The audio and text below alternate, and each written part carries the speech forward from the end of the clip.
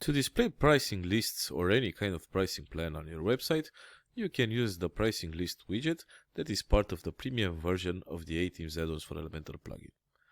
From the plugin's interface, we're going to use this search field right here and search for the widget. Click this button to activate it and go to the Elementor page where we want to display this widget. We're going to use the field right here to search for the widget, drag it onto the page, and you can see it comes with some default content. This default content is a great starting point so that you can learn how to use the widget. So from the content section, we have some subsections here. So first of all, we have the header section. It refers to this area right here. So basically we have 4 items here inside the repeater. The first one, this is empty. And the second, third, and fourth items you can see right here. So if I go inside, let's say the second one, I can change the name to something else here, like basic plan, for example.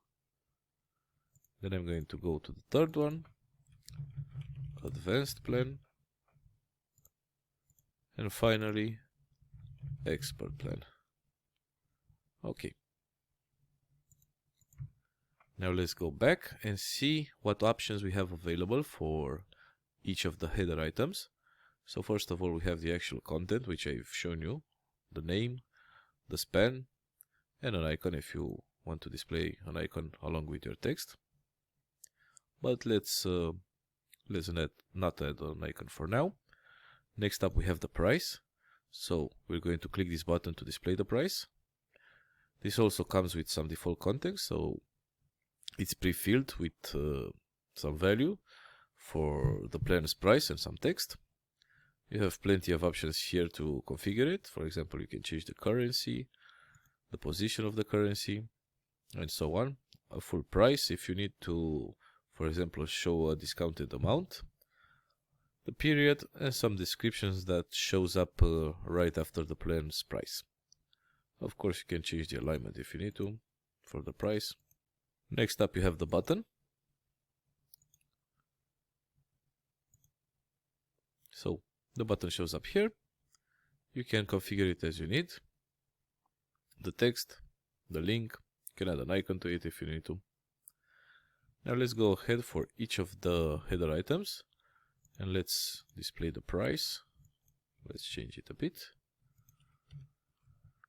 Let's enable the button. And for the last one as well, display the price. Let's make it bigger. Enable the button.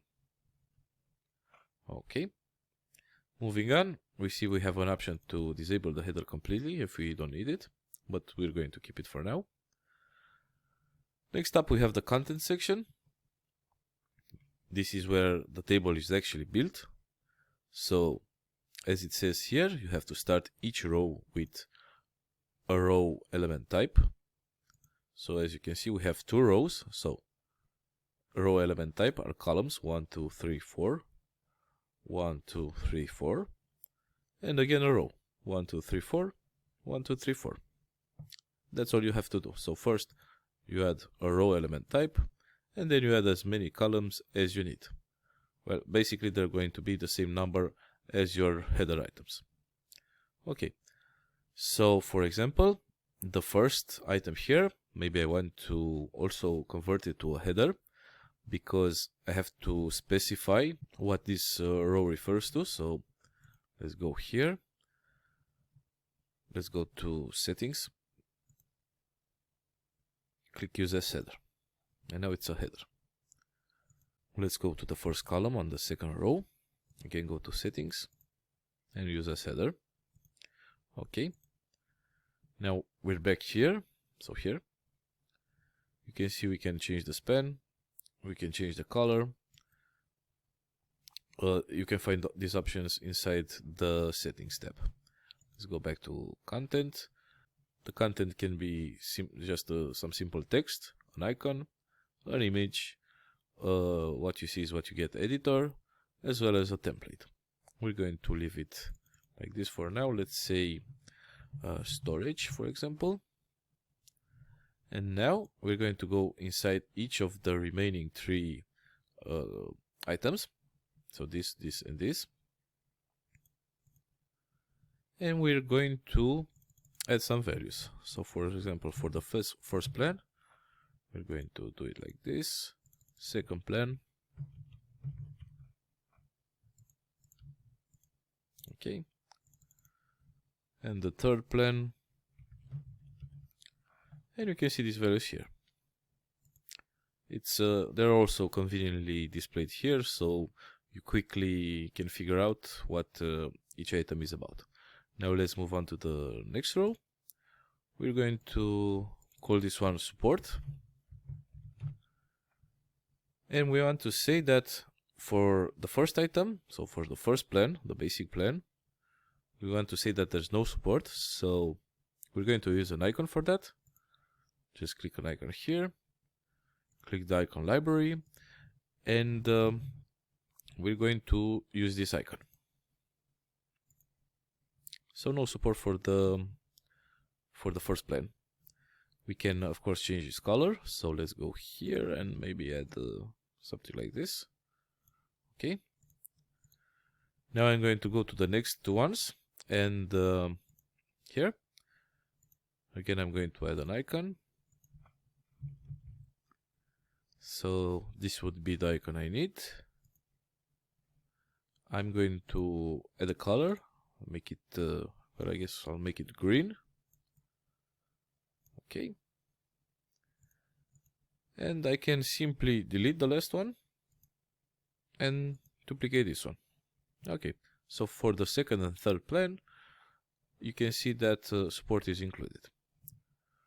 So this is all you need to do. If you need to add more rows, you can simply, for example, duplicate the row element, drag it here, and start duplicating or clicking this button to add columns. Okay, so for example, so let's say this is going to be security. So it's included for all 3 plans. Now moving on, we have the footer. So we can display a footer right here. It basically works the same as the header. So a first empty item right here, then another item, and then just copy this item, and you have a full table. So basically here you can add whatever you want. You can add a button if maybe your table is very long and you want to have a button up top and one at the bottom. So let's say buy now, for example. So basically you have 2 buttons now for each column. Let's delete this. Okay. Alright. The last content section is the settings section here. So here you can decide if you want to feature a column. So right now by default the third column is the featured one. So 1, 2, 3. You can just delete this value to disable, or you can select a new one like this, or the 4th one. Okay. Now for the mobile behavior, you can click this button to enable the horizontal scroll. Let's go like this to the mobile view. So I'm going to enable it. I'm going to add some width like this. Okay. And now there's a scroll bar here, which will work nicely on mobile devices. So the user just has to scroll, and you'll see the table. Of course, you can make it wider if you want, something like this. So increase the width of each column. So the user will quickly figure out that he has to scroll left, and as he scrolls, the whole table will be presented to him. Okay, let's go back to the desktop mode. Let's quickly go over the styling section. So there are plenty of options here. First, we have styling options for the whole wrapper. If you want to use something like this, or colors, background colors, anything you might need. Next up, we have for the table some settings. So you can configure the border and if you want the border to collapse or not. The header, plenty of options here as well for any kind of property that you might want to change, like alignments, typography. Maybe let's change the font family quickly, just so I can show you. Okay. Colors, of course, you can change colors for both the normal states and the hover states. And as far as the content goes, you have a few options here. And after that, you can configure it individually for odd and even rows, as well as for the hover state. You can, of course, style the footer. You have a padding option as well as some options for the typography and the colors.